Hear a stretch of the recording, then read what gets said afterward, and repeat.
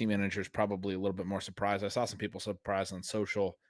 Seahawks fans, I think, wanted to get rid of him. I saw some of that in the Seahawks Twitter discussion over the course of the year.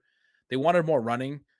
I felt like that was wrong in the sense that their O-line was very poor. We talked about this a few weeks ago when Geno got hurt on Sunday Night Football against the Packers, and we got Sam Howell, and you talked about how, this is probably a good indication of what Geno's been able to give this offense, because as soon as you got Howell in there, a guy who does hold the ball, but like literally couldn't do anything because the pocket was collapsing right away, which, is more about what Geno was able to do, but I think is also indicative of what Grubb was working with. They were passing to set up the run. That probably helped their rushing efficiency. People often conflate that, and they just think that you can run the ball and run the ball and run the ball and maintain the same efficiency without a passing threat. He got a JSN breakout this year. It seemed like a rough go of it that he got fired so quickly. At the same time, when I tweeted about this, I got a response that I had kind of thought as well. I think Mike Macdonald's a really, really sharp mind, football mind. That everyone who works around him or talks about him says that. Very young dude, very cerebral.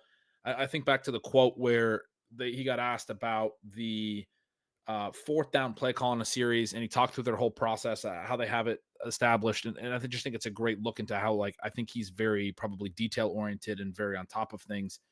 And he talked about how they had decided at the beginning of the drive, they let Grubb know, because Grubb's the one making the play calls. Hey, if we're fourth and whatever on this series, you're going to be making this call. And as they get to that point, it's reiterated and it's clear to him, okay, on his third down play call, that he's going to have a go for it signal on fourth down. That's something they talk about from the very beginning of the drive. And I think we've talked about it on the show, but I've conflated that maybe on in stealing signals, but I've talked about that vis-a-vis some of the other coaching decisions that look so impulsive. And you can tell that type of structure is not in place throughout the drive, where it's like, we're going to make this decision on fourth down. It's more just, I'm going to go off my gut feel and haven't thought it through.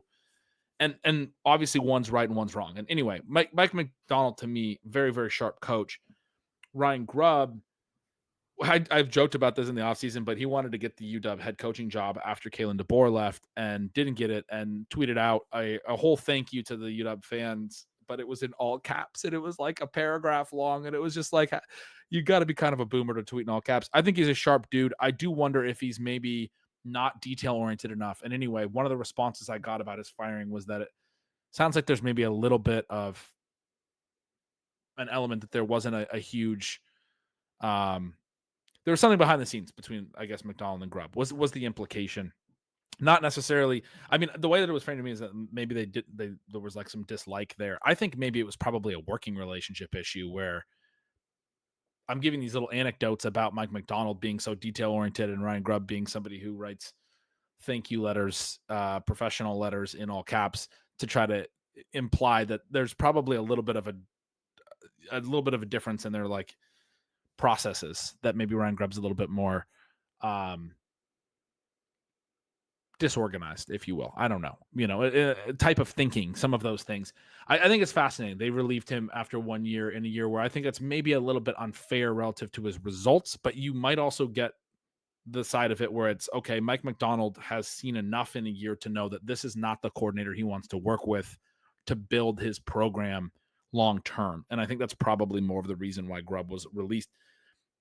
That said, the Seahawks were fun for fantasy this year. We did get the JSN breakout. We got Kenneth Walker looking like a star early in the year, and then Zach Charbonnet, when he was playing, looking like a star, 0 RB fill-in. We got some like really fun fantasy production out of this team. Kind of a bummer to lose Grubb from that perspective, I think. What were your thoughts on Grubb being fired? It's a little bit like the Tyreek Hill situation, where when you do what the Seahawks did with that offensive line, then you create a ton of risk that the coordinator you bring in will not be as good in a variety of ways, will not be as creative, will not be as aggressive. You talked about the line situation. I just want to emphasize how bad I think it probably is going into week 17. I mean, into week 18. Advanced Team Stat Explorer, which has a tab for blocking, shows the Seahawks as dead last by a wide margin in the entire NFL in run points earned per snap. They were fourth worst, tied for third worst, really, with the Raiders in pass points earned per snap. That's their offensive line specifically. That means that Charbonnet and Walker were dealing with very difficult circumstances. It means that Geno Smith was dealing with a very difficult circumstance. I mean, Ben, Kenneth Walker led the NFL in evasion rate by a gigantic margin and averaged 3.7 yards per attempt. Now, a little bit of that is a tendency to evade tackles and not get downhill, but it's still a striking number.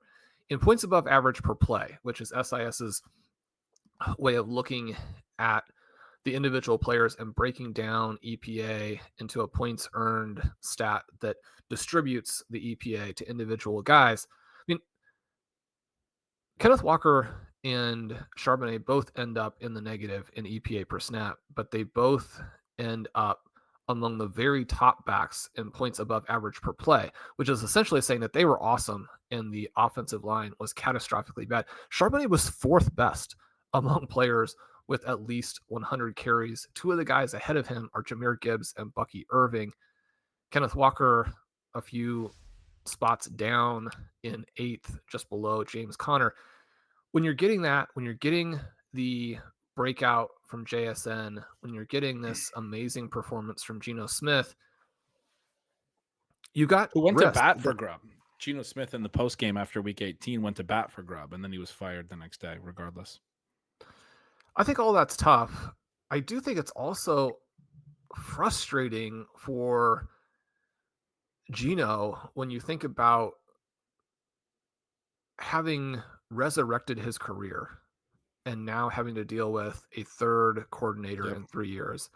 I think it's got to be frustrating for someone like JSN to have lived with the Shane Waldron situation and then you, I believe, tie the Seahawks all-time single season reception record with your current teammate Tyler Lockett. Now, again, there's an extra game, so not necessarily apples and oranges, but 100 receptions, one of only 10 players this year to catch 100 balls. Just huge numbers. And now you're going to change the coordinator as opposed to fix the offensive line? Because this is a team where if you're opening some holes in the running game and you have guys like Kenneth Walker, again, Kenneth Walker probably does have some elements that make him not perfectly ideal, but you're talking about a guy who has both incredible straight line speed and has incredible agility and size, right? I mean, you're talking about a truly unique talent. And then Charbonnet's a pretty good player too. I mean, think about the pressure you would put on the defense. One of the things that's happened to them over the second half of the season that I do think really bothered McDonald was that you have this physically incomparable player in DK Metcalf who essentially just didn't get the ball over the second half of the year. And he's like, that guy's got to get the ball. I mean, there are some things that you could do better. You are, I think, still limited by the fact that Geno Smith is probably one of the best players in the entire NFL, one of the very top quarterbacks at getting an accurate laser to his first read, which again is incredibly important when all you have time to really read is the first guy because of how bad your offensive line is. You know, is he a guy who's going to take a massive step if you have more time? I mean, maybe not. The thing that I keep coming back to with this is that I think there is a ton that's problematic here and a ton that is risky and unfortunate for individual fantasy players. But if you're buying into the head coach and you're saying this is the guy who's going to build us this next dynasty, and we think he's the sharpest mind or one of the 4 or 5 sharpest minds in the entire NFL, all you can really do is trust that he will make another good hire, but a better hire this time. If you're dealing with an organization that is dysfunctional and they fire someone as a scapegoat, you're like, it's just going to be worse. Mm-hmm. This is probably not that situation. So maybe it simply will be better. It's a great point. That's a great way of putting it. That's my issue with Lou Anarumo, who I want to go into in a moment. But I think you described that incredibly well, because I think that's what the expectation probably has to be and should be with the Seahawks, is that Mike Macdonald is probably going to be a successful head coach. They're probably going to make another good decision. And if it just wasn't the right fit with Grubb for whatever reason, interpersonal stuff, the DK Metcalf stuff, whatever, to add another note to your O-line stuff, Brandon Thorne does great O-line stuff, has his own Substack called Trench Warfare, and does work over at ETR. He had the Seahawks offensive line ranked, I think 29th the last I checked. It was like after week 16. So you're talking about, as far as you gave a lot of good advanced stats. I was just saying pure ranking, subjective, one person's opinion, had him 29, bottom 5, right? I mean, not a good offensive line. Grubb still had a successful offense despite that. And despite maybe not the best. I mean, they have good personnel. Geno Smith's good. DK Metcalf's good. JSN's good. Their running backs are good, obviously, but I thought he did a pretty good job. But yeah, maybe they'll wind up with somebody even better, as you said. Maybe this will be a necessary move for McDonald to get somebody in there that is a better fit personality-wise and those things. It does go back to like, okay, well, but you interviewed him and hired him, and I mean, what did you think you saw in the interview process and all of that wasn't there? I mean, that maybe is a knock on McDonald. And I mean, obviously it's not just McDonald's decision, but maybe it's a knock on the whole process right now. McDonald working with John Schneider, the GM, etc. Louis Anarumo, I want to talk about too real quick, Sean. Zach Taylor is presumably going to be retained. They've gone 9-8 2 years in a row with Joe Burrow playing at an incredibly high level. And then when he got hurt last year, Jake Browning played at a pretty high level. But this year, Joe Burrow, in the end, MVP discussion, they go 9-8. Anarumo gets kind of scapegoated here because their defense is really poor. Now, you made a point to me before. I mean, like their defense was bad, right? Like at least like, a guy gets fired because you noted prior that prior to the show to me that sometimes the coordinator on the opposite side of the ball from the head coach gets scapegoated, even when it wasn't their side of the ball that was the problem, but the head coach changes whatever, the offensive coordinator. Like, this is basically what happened in Seattle, not necessarily making this point, but Seattle's offense was fine. The defensive head coach we've had this fired. situation with the Bills. I mean, Ken Dorsey's gotten fired twice now, where the one time his offense is lighting up the NFL, and the other time he's being forced to play with Deshaun Watson, and then he shows, like, just give me someone awful like Jameis Winston, and I'll move the ball at will, and then you maybe play with DTR and Bailey Zappi, and then you're going to fire me? Yeah. I mean, that's pretty rough. Yeah, that one was weird. They fired him there, I guess, moving back away from the pass rate stuff. They wanted to go into the pass rate, but we saw the pass rate stuff worked pretty decently with Jameis Winston, to your point. I mean, this was a Deshaun Watson issue. But yeah, Anarumo, my issue with this was not that they were good in 2024. One of the responses I got on Twitter when I reached out about, or when I posted about this was, you don't want to reward how bad the defense was this year. I get it. I genuinely get it. I don't think coaches need to be fired every time they have a bad season. There's personnel issues in Cincinnati. 2 years ago, Louis Anarumo got multiple head coaching offers. He got a second, not offers, interviews. He had a second interview with Arizona before they hired Jonathan Gannon. I know this because I went and researched it again this morning to remind myself.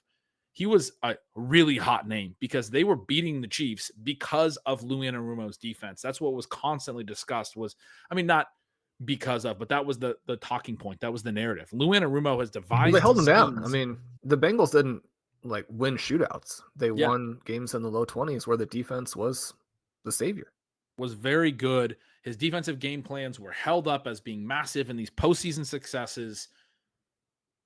And he's getting head coaching interviews as a result. He stays in Cincinnati. He has some troubles, but like you can have troubles in a year because you have key injuries, right? Like a lot of things can happen in one individual season. 2 years later, you're firing him to do what? Your point about Grubb is the point that I would make about Anarumo. How do you get a better defensive coordinator in place? The exact thing that you now need to look for is somebody who can come up with defensive game plans to beat the Chiefs in the playoffs. That's what every AFC team should be trying to find in a defensive head, or to be able to beat the Ravens or some of these teams. Now, they've had a harder time with the Ravens, but Lou Anarumo has shown the ability to do the things that the Bengals should be prioritizing with their next hire, who could very well be much worse than Lou Anarumo, and they replace him because of a couple years. Their defense has struggled both of the last 2 years. It got worse in 2023. It got even worse in 2024. The other thing I would point out here as well is that what does this say about the job security element? Because possible successors now have to see that good work getting into head coaching interview situations is not going to buy you much time. It buys you 2 years, then you get fired. You also know that Zach Taylor's probably on the hot seat here, and I think they should have fired Zach Taylor personally. I think he underperformed as a head coach. 9-8 isn't horrible, but when 9-8, when you have Joe Burrow and Jamar Chase and T. Higgins and the talent they have, and the way that Joe Burrow played this year, he's made a lot of poor coaching choices that's led to those 9-8s. They've been flat to start every season in the last, 3 or 4 years. They lost to the Patriots in week 1 this year. The Patriots, we just talked about earlier in the show, were the team that should have had the number 1 overall pick if they didn't win in week 18. One of their earlier wins was against the Bengals in week 1. How are you not ready to beat that team in week 1? That's a head coach that clearly doesn't handle his stuff well in the offseason, is the way that I would put it. Now, maybe Joe Burrow went to bat for him behind the scenes. Maybe there, is a lot that behind the scenes that is working in Zach Taylor's favor. But Zach Taylor sticks around. They fire Lou Anarumo. It obviously wasn't purely Taylor's decision, what have you. The response that I saw from some of the NFL insiders on Twitter, et cetera, was that, he'll have other defensive coordinator interviews. He probably gets hired somewhere else this coaching cycle. I think he's a good hire. He's a guy that, he had a couple bad years, but has shown the ability to build a defense strong enough to get through the AFC and get to the Super Bowl on the strength of defensive performances in the postseason, and not with a team that has the world's best defense of personnel necessarily. At any rate, he has been let go, and I do think the Bengals are in that situation that you were talking about with Grubb, where in all likelihood, they're going to have a worse defensive coordinator. They should be looking for now for his replacement, somebody like Lou Anarumo. And it's going to be somebody who's going to come in and go, well, if we don't have a good year this year, the head coach is going to get fired. So I'm going to get fired along with him because they clean house and they're going to have a new head coach. Why would I want to go work for Zach Taylor, who just scapegoated Lou Anarumo and is also probably on the hot seat? Yeah, you don't know what the internal discussions and situation was there, who is directly responsible for that firing. As you were talking through it, I was wondering about that Vermeil Chiefs era team that scored at will and had an awful defense, and they were 500 or worse in 3 of the 5 seasons. So it is possible to score a lot of points, to be a Super Bowl winning head coach and still, miss the playoffs because overall you're bad. That final team was 10-6, not 11-5, as I'd mentioned earlier on as we were recording. But Zach Taylor doesn't have the team ready to start the year, and then doesn't handle a lot of those head coaching decisions very well. And you can just go back and look to the Chase Brown situation a couple weeks ago. When we had the kind of funny situation earlier in the year where Chase Brown scores from distance and then is given a hard time for scoring as opposed to going down. And Taylor says, look, it's not his fault. We hadn't coached him on that, which is a great admission. It's nice that the head coach is taking responsibility for it. But at some point, you also are responsible for understanding all of those different things and knowing that you need to kneel, not hand the ball off to Chase Brown and get him hurt and create a situation where the Broncos can come back and should have knocked you out of the playoffs in that week. That's just one small example of things that crop up constantly with this Bengals team. I guess I do think that you probably have to move in a different direction with the defensive coaching staff on the heels of this season, in that it probably is just better for both sides. And you get you get Anarumo in a situation where he's got some players.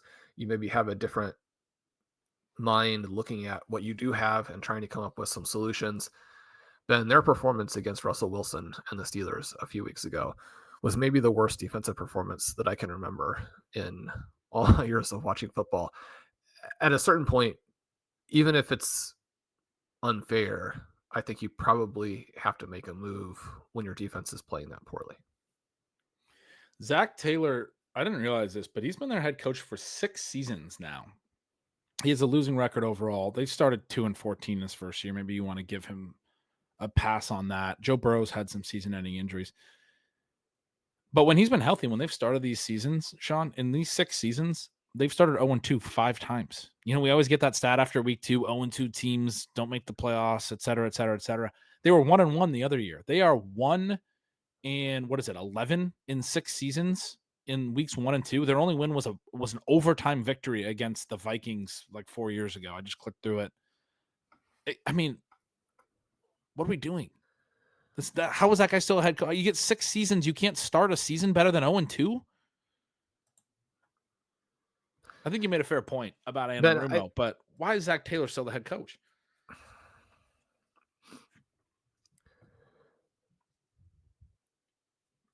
There's a reason that Joe Burrow was free in fantasy this year. And there's a reason that Jamar Chase actually fell out of the first round in drafts occasionally, certainly in some of the drafts I was in, when you have the additional fear of a holdout. I mean, Jamar Chase went for 12, 16, and 7 last year. I mean, how was the player that we saw as a rookie, how was the player that we saw in 2024 ever having stats anywhere in the vicinity of those numbers? I mean, how are you accomplishing the things that the Bengals have accomplished the last couple of years when you have Burrow and Jamar Chase? I think you're wasting a year of your prime for those guys. You don't know that they're going to stay healthy forever. You need to take advantage of every single season when you're dealing with a landscape where you have Patrick Mahomes and Andy Reid, when you have Josh Allen, when you have Lamar Jackson. I mean, they should have won that Super Bowl. They were the better team. But, I mean, regardless if you won or not, I mean, the Chiefs are not satisfied with having won a Super Bowl. I mean, this is a setup for a story when you're talking about Joe Burrow and Jamar Chase that people are telling their grandkids 50 years from now about how they watched the greatest QB wide receiver combination in NFL history, and those guys won 5 or 6 Super Bowls. Not only are we not close to that, but we appear in many ways to be going in the wrong direction.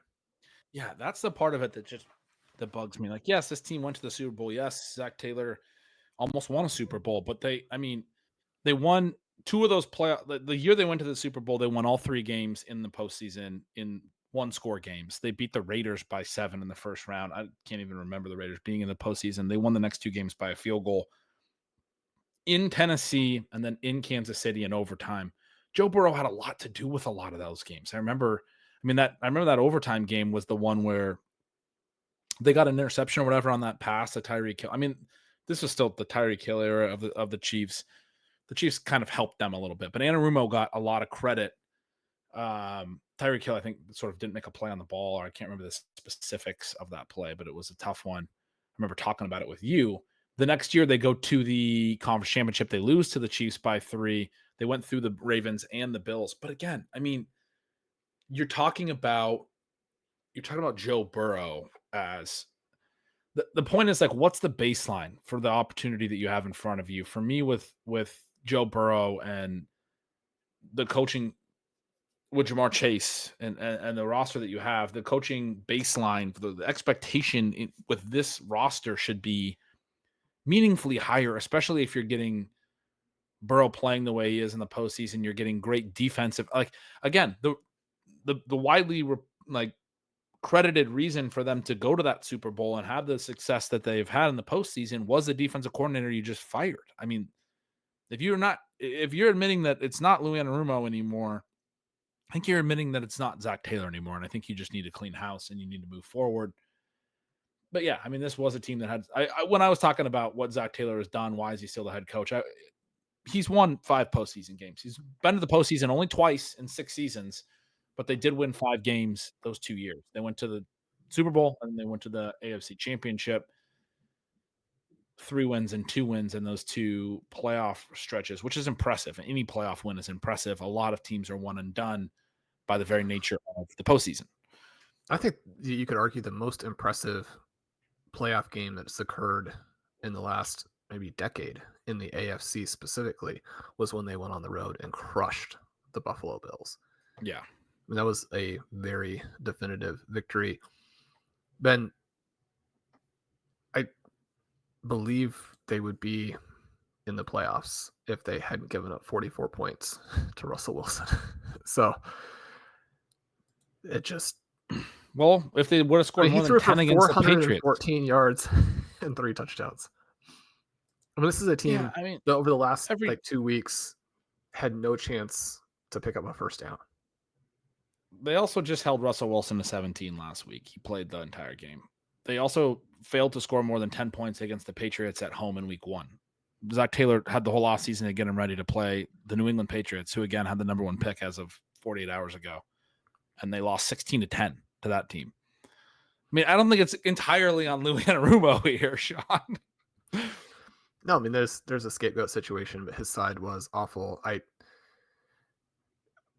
The first week is on Jamar Chase, and there's a lot that we don't know, and there's a lot that, you know, as outsiders, you can't really comment on when someone who is that good is trying to make sure that he doesn't end up playing in situations that are very unfavorable from a business perspective. But you're under contract. You've got to be out there and practice for your team so that a team that, again, has Joe Burrow and Jamar Chase doesn't score 10 points against the Patriots, as you're pointing out. The other teams they lost to this year, Kansas City on a late field goal, the Commanders by 5 at home. Obviously, the Commanders are a playoff team, a good team. The Ravens in overtime, the Eagles, the Ravens again by 1, the Chargers. These are all playoff teams. And then they lost to the Steelers, a playoff team, 44-38, as you pointed out, gave up a ton of points to Russell Wilson. But they had a tough schedule this year, too, I would point out. They took care of business against most of the other teams. It really does go back to that Patriots game in week 1. When the Commanders come out and play, you know, have a really good year, and they turn from what looks like a potentially easy game on paper into a shootout loss. Some of these other shootouts, I mean, you can give Anarumo a hard time, but I mean, nobody stopped the Ravens all year. The Steelers game is like the one I'm looking through. I mean, they held multiple teams under 10 points this year as well. Like multiple other teams in the teens. They almost lost to the Giants on Sunday Night Football on the road in a game they had no business losing because their offense was doing nothing. And then Chase Brown ripped off a long TD late, but they won that game 17-7. Their defense kept them in that game. I mean, look, I know the defense was really, really bad down the stretch, but a lot of people that were talking about the Anarumo thing, I don't know their personnel stuff very, very well, but I do think they had some personnel issues this year, some injuries, some things. I can't comment on the specifics of it, is my point, but I don't know, man. I feel like Anarumo, definitely a scapegoat situation. You either fire them both or you don't, is what I think. I agree. The Bengals would be in a similar situation we talked about with Ryan Grubb, where you fire all those guys and you're like, it can get a lot worse. I would think that if you do a good job with the hiring process, that it could get a lot better. Yeah. We'll see how that goes. Any other coaching situations that you think are meaningful or interesting? Well, it is interesting that Brian Dable is going to be retained.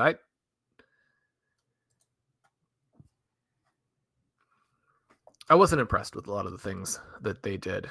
I think even when you adjust for the quality of the quarterback play, you have a lot of questions there. The other one, Ben, I just wanted to kind of needle you with at the end of the show was that your boy Matt Nagy is evidently getting some requests for interview. Have you turned back around on him No. Also, Arthur Smith is interviewing with the Jets. So I thought you were going to say Arthur Smith when you said needling, but it's great to know that all the retreads that I hate are potentially going to be head coaches again in 2025. I told you I was really excited going into this offseason, really optimistic. Felt like the NFL was in a great place. You still are. You still are. Come on. I'm miserable now. Sean, I am miserable. Matt Nagy and Arthur Smith are going to be coaching team. I mean, just tell me they don't actually get these jobs. Arthur Smith is like, if the head coach is a superstar, if you got a great defense, if you got a great organizational culture, and you take a fantastic running back in Jalen Warren and a decent running back in Najee Harris and a hybrid QB in Justin Fields who helps those guys, and you take Russell Wilson and whatever he's done, and you just run those players into the line over and over and over so that you simultaneously have one of the highest run rates and one of the least efficient running games. I mean, you think about what works in contemporary NFL. Certainly an extremely inefficient run game that is super high volume. If you told me anyone could accomplish that, well, I should have phrased it a little bit differently. That's certainly what I would look for in my next round of interviews is like, find me the guy who ran the ball an insane amount of times and also was incredibly inefficient with it. Let's see if he's available. And I mean, just to add to the pile of things that you just said, is gets widely credited with, like, I guess, succeeding offensively with worse personnel or what have you, but they did also sort of get found out. They finished the season with 4 straight losses and didn't score more than 17 points in any of those 4 games. I mean, they're not like some massively insane offense. I know after Wilson took over, I had to admit in signals for a while that he's playing well, but I also was pointing out that basically the whole offense was just deep shots and short stuff. He was still taking sacks at a really high rate. His completion percentage was pretty poor in some of those early games, and his overall completions were very, very low. And I'm looking at it now. He completed more than 23 passes one time. He was at like 14, 15, 16 completions in several of their wins. I mean, that's just not a lot of completions from, like, I mean, I know people don't have a great frame of reference on number of completions in, in a game or in a season, but this was Russell Wilson throwing some deep shots to George Pickens making some nice plays, and Russell Wilson looked good for a little bit, and then he got found out and finished the season with 4 terrible games. They are like huge underdogs against the Ravens. I think they're 7-point underdogs or something. They might be the biggest underdogs in round 1.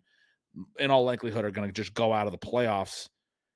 But people are still going to act like this was some type of exciting. They were 10-3 at one point. I think Mike Tomlin is a great coach, but this offense doesn't deserve any credit. Like, for all the reasons that you were saying as well, the things they were doing, I just no credit at all, Sean. I give them 0 credit. I refuse. Now, that's why you pointed out that Lou Anarumo gave up 44 points to them, which was only one of only 3 games all year where they scored more than 20. One of only 1, 2, 3, 4, 5, 6, 7, 8 games all year where they scored, 3 games where they scored more than 30, 8 games where they scored more than 20.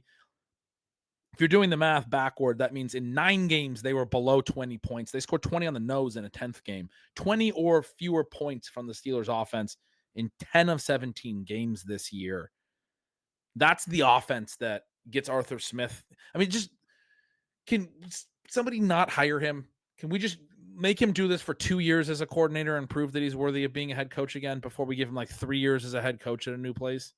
This is not that great of a rehabilitation year. Can we just do it again? Can make him prove it, please? But my favorite thing about making him prove it is that evidently the standard is so low that proving it would require just going out there and standing on the sidelines. So they were 25th in the NFL in yards per play this year. Is that good? It is if you ran the ball every play. I mean, and you got to adjust for what the expectations are. Well, they were 19th in net yards per pass attempt. I mean, they did nothing well. Ben, they were dealing with Justin Fields and Russell Wilson. Right. So we're just going to control for that. They were very low in turnover rate, and they played good defense. Oh, my God. How was this guy getting head coaching interviews? I'm upset. I'm upset. I hadn't even brought that one up. I just was going with Matt Nagy. You Upset myself. injected Arthur Smith into this conversation. I saw that this morning, and and it's been a steady drumbeat throughout the year that he was going to get head coaching interviews, and he's got a powerful family, Shawn. People are excited to give him a chance. Well, on that note, it has been a fantastic 2024. We are now into 2025. We'll get to see who some of these teams hire. Some of the hires will be fantastic. One of the things that we didn't have a chance to go into today, but I did think was really cool, you've got defensive coordinators in Miami, in Denver, in Detroit, all of these guys who have had fantastic seasons and probably deserve some other opportunities. Some of the teams that have needed to make good hires in recent seasons have done so. We are going to get some young minds elevated to really interesting positions. The 2025 season, I think, is going to feature more variety in coaching than we've seen recently. I think that will be great for the NFL. A great mix between young guns and guys like Andy Reid, Sean Payton, Jim Harbaugh, who certainly still seem to all be among the best. I'm excited to see some of these defensive coordinators get chances, even though if I were personally in charge of an NFL franchise, I would try to hire the best young offensive mind and then work with that coach to hire great defensive coordinators. That's the mix, I think, that delivers the best long-term results. I do think that Vrabel is someone who will come in wherever he does end up and lead them to very, very solid seasons. Can he put together the type of run that some of these other, less sexy names maybe have done? That's still up in the air. But Ben, I can't wait for the playoffs. We got some great contests there. We may bring you some content on those later in the week. Any season where the Kansas City Chiefs and the Detroit Lions are the two number one seeds is the perfect season for me.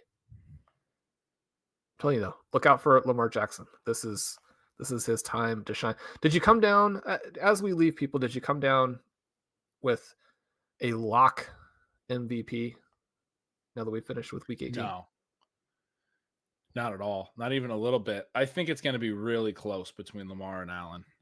And people have pointed out that Burrow sort of belongs to be there too, but his team didn't even make the playoffs and he's not going to get enough votes.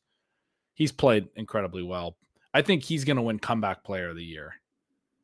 Came back from a pretty significant hand injury to the extent that people were microanalyzing his ability to pick up water bottles in week 1 of this season. And he led the NFL in passing stats across the board and was pretty fantastic. But the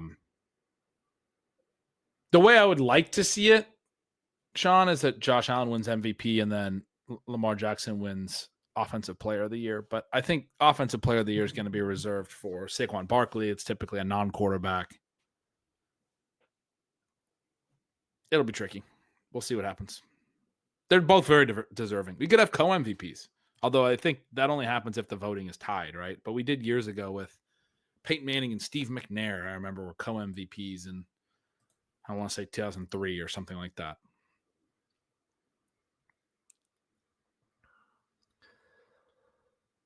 Well, if I gave Ben another hour to work through it, he might get down to my MVP. I do agree that Joe Burrow is not a viable candidate because your team has to be better. So again, the 44 points given up to the Steelers does cause him some problems as well. I agree with the statistical things. I don't think it's a purely statistical award. I think Josh Allen's stats clearly rise to the level that are acceptable. Lamar's are astronomical, but they also include, some elements that he doesn't take a lot of sacks, but he takes sacks at a little bit of a higher rate than Josh Allen. Yeah, I mean, his numbers are ridiculous. I'm looking at him now and I'm like, God, I can't believe how few sacks he actually does take, in addition to not turning the ball over and rushing for 915 yards and 4 touchdowns. He's really good at football, Lamar Jackson. He is. You've got it as it has to be Lamar. I think Josh Allen, the EPA per play number, some of that stuff factors in how few sacks he took, how some of his turnovers and things are on downs. I mean, I just think from a play-by-play perspective all year, he played a pretty flawless season. Maybe it just isn't even good enough because Lamar's just that good.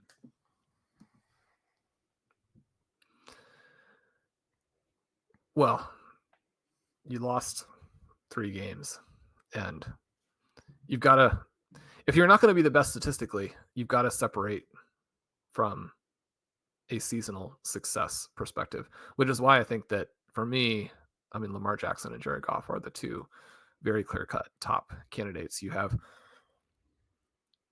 the best player or the most important player, probably not the best player, which is one of the reasons he's not going to be in the mix, but the most important player off of the NFL's best team. And you have the guy who has maybe had the greatest season in NFL history. Those 2 guys. Wait, did you just call Jared Goff the most important player? Oh, for his team. Right. He's the most important player to the Lions on the NFL relative to the other Lions. So you've successfully made the case that he's the MVP of the Lions. Congratulations. Which were the best team. The best team. Got it.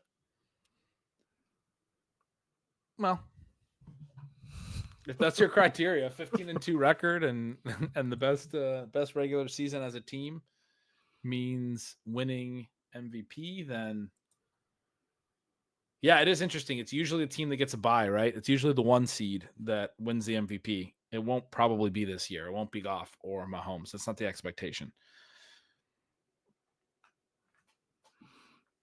I don't think Jared Goff's very good compared to these guys. I don't even think he's in the same ballpark.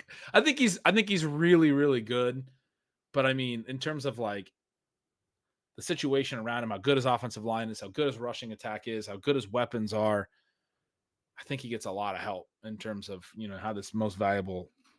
And I know that's the narrative on him, and you're basically saying that narrative is a little bit overblown, which is fair. It's a fair position to take that Goff is underappreciated. Don't think that makes him the MVP. It just seems like a weird carve out to me for Josh Allen that suddenly he doesn't have to be the best statistical player or the player who has led his team. I mean, you got to do one or the other, right? It can't be neither. I just don't think that he is the best statistical player by the EPA per play metric, and the stuff that tries to factor in that he had a 2.8% sack, percentage. Lamar still very low at like 4.3% or whatever.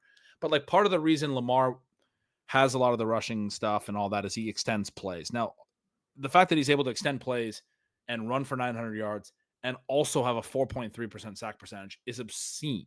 And that's why his pass numbers are, but part of the reason his pass numbers are so high efficiency as well is he holds the ball and he does take a few more sacks and he does scramble. Now he doesn't take a lot of sacks. So like we got to be very, very clear. But that's why I do kind of like the EPA per play thing when you're talking about these dual threat players. Part of like people are like Lamar has the best rate passing stats and the most raw rushing stats. And I'm like, that's because he holds the ball longer. He doesn't just throw it away. And that does lead to a few more sacks. It's not meaningfully more, though, than Allen was the point that I was just making. But you can't – people think that he's the best passer and the best rusher because he has the best passing rate stats and the best rushing. And, again, it's a play style thing. It's a playmaking, hold the ball thing.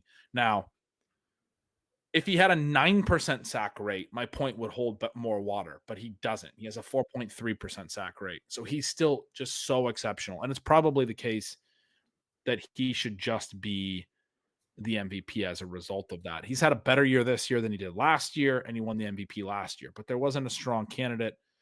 Part of it for me, Shawn, really does come down to, look, he won it last year, and there wasn't a strong candidate last year, and I do think Josh Allen has played well enough for enough years that he's in the MVP discussion year after year. And I know there's a lot of people that think this is absurd, and seen the Twitter conversations that are like, you can't hold it against Lamar that there wasn't good alternatives last year. And so he won it, with a much worse statistical season, to be blunt. And I'm not trying to hold it against him necessarily in that regard, but he got the award. It's not a lifetime achievement award, but I would break my tie toward Josh Allen because of that. Well, and I don't think that the EPA stuff is very helpful necessarily in determining that. We've talked a little bit on the show before about some of the weaknesses of that. I will note that when we're looking at the elements with the team, that despite some of the differences in their raw stats, the Bills with Josh Allen are substantially ahead of the Baltimore Ravens in points per drive, at least in terms of what our tool has through week 17, which is probably the best way to look at it, since obviously teams are playing in different situations there. Of course, there was a player who it sounds like most people are not considering, who is on the best team in the NFL and led his team to even more points per drive than the Buffalo Bills. I just pulled up Ben Baldwin's RBSDM.com, which stands for Running Backs Don't Matter. And he has some fun stats there. That's where I'm getting the EPA per play stat, but Josh Allen was higher there. There's an EPA plus completion percentage over expected composite score. Jared Goff led them both. Lamar is ahead of Allen. Allen is third in that. And then Burrow is fourth. And there's a meaningful drop off to everyone else. That's, I believe, gonna be more focused on just the passing statistics, though. It's gonna do some stuff to take away some of what Allen and Jackson do from a rushing perspective.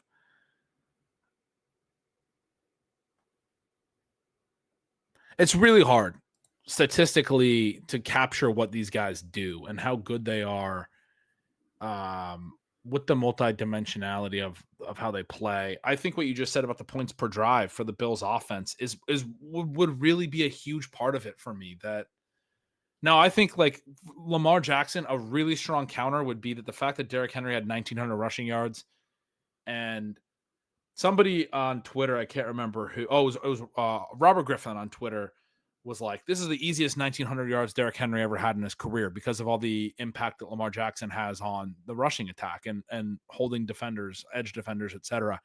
And Derrick Henry responded, and all he wrote was, first of all, get my name right, because he misspelled his name. And then he was like, but we've been saying MV3 around here all year. Like, I guess they're calling him MV3. It would be his third time winning the MVP. Because he's not number 3. I was like, wait, what? He's not number 3.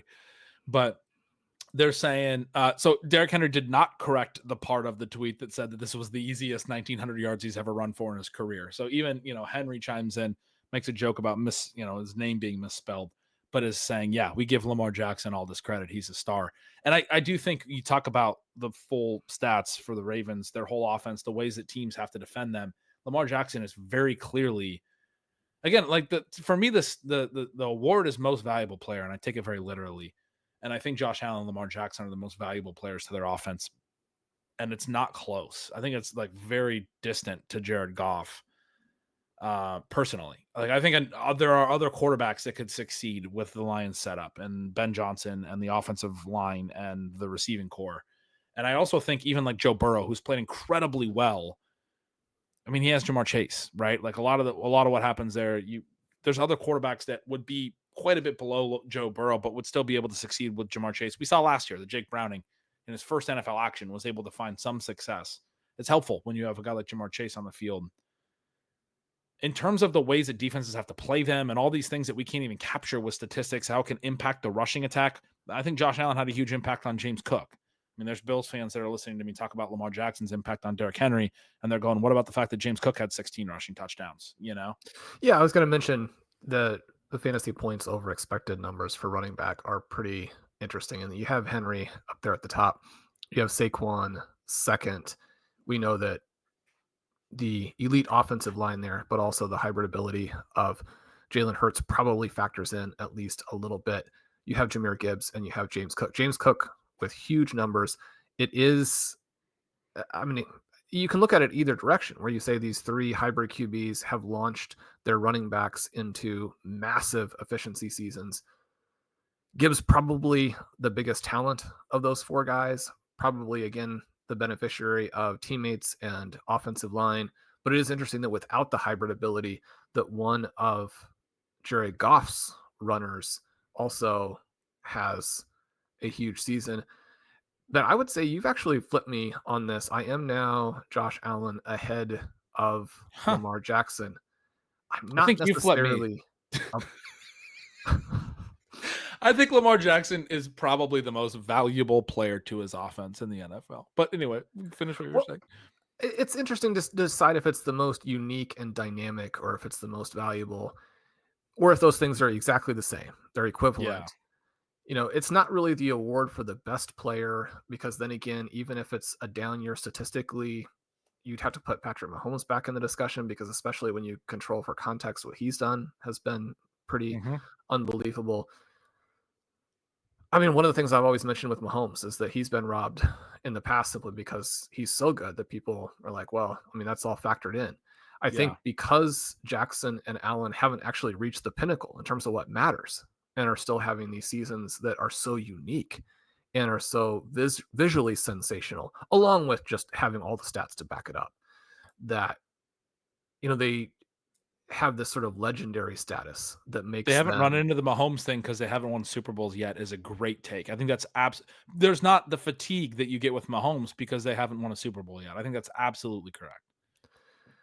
So it is fascinating. I mean, one of the things too, you think about what Josh Allen does, and it doesn't always add up in the same way. I do think the fact that, Lamar Jackson has put up significantly better fantasy numbers is something that does give you a window too, because especially with quarterbacks, if you're looking at like the impact of the rushing, the fantasy will give you a somewhat straightforward view of how all of that stuff works. But I mean, I just think back to the Chiefs games where it's not like Kansas City limited Baltimore in week one, but they did give them some trouble in some specific circumstances. They did, completely shut them down in last year's AFC Championship game. Their matchup with the Bills this season was just entirely a matchup with Josh Allen, where they forced third and long over and over and over, and they could not stop him on third and long. I mean, he was unreal. It's unfortunate for him that the team did manage to lose some games because they're now not in a great spot. I mean, they're going to have to beat probably the Ravens, the Chiefs, and then a good NFC opponent in the Super Bowl to come through in a season where he's They at been least just uniquely good. I mean, their defense right now does have some problems. So, we'll see what happens. It does line up it's for just such a fantastic playoff stretch here. it does. As you said that, I mean, MVP should not be decided until after the postseason. We're going to get these two teams facing each other in the second round, presuming that they both win. And if they lose, then we know who our MVP was. If they both win and they face each other, it should be head to head for MVP. I mean, and I've talked a little bit about, I think the Bills had a little bit of a better regular season. Part of my anti Lamar take is that now the Ravens closed incredibly well, finished with 4 straight wins coming out of the bye, won their division 12-5. I'm not trying to take anything away from their season, but they did have some close losses. They lost to the Raiders at home early in the year. They had some tough losses at times in games that they potentially should have won. They lost to the Browns at one point. All their losses were one-score losses. I mean, it's not horrible, but I've talked about my take on the Ravens for years with Lamar Jackson has been because people, I think, have consistently overrated how dominant they are because when they do win, they look unstoppable. The ways that they can win and the ways that Lamar can impact the rushing attack for the running backs, even before Derrick Henry, they would do this in the regular season to some teams. I remember like late last year, people are like, this is the year they're going to win the Super Bowl. They look so dominant. And then a team is able to actually address some of the run challenges and suddenly you make them throw a bunch. Now this might actually be the year because they've been able to do that under Todd Monken. This is the second year now that they changed from the Greg Roman offense, and they've been able to throw the ball way better. And Lamar's having a legitimately incredible passing season. And he's playing at an otherworldly level. There's some stats out there. Our buddy Scott Barrett, the fantasy point stats that they have on separation that has been widely discussed. Like the Ravens have several players that have really high separation stats. And he's pointed out that they've tried to control for like extended plays and these things. And there's been a lot of Twitter discussion around that stat and why the Ravens have all these plays and trying to articulate, because I think there's a lot of people that are like, well, obviously Lamar Jackson's part of the reason that Rashad Bateman and Zay Flowers and Mark Andrews and everyone has good separation stats. But he sort of said usually when Mark Andrews catches a pass, there's no one standing within 15 feet of him at this point. And Scott's point, I know on Twitter at times has been like, yeah, well, we do control for some of this stuff. And he's looked at just early in the play and so quick separation and all these things.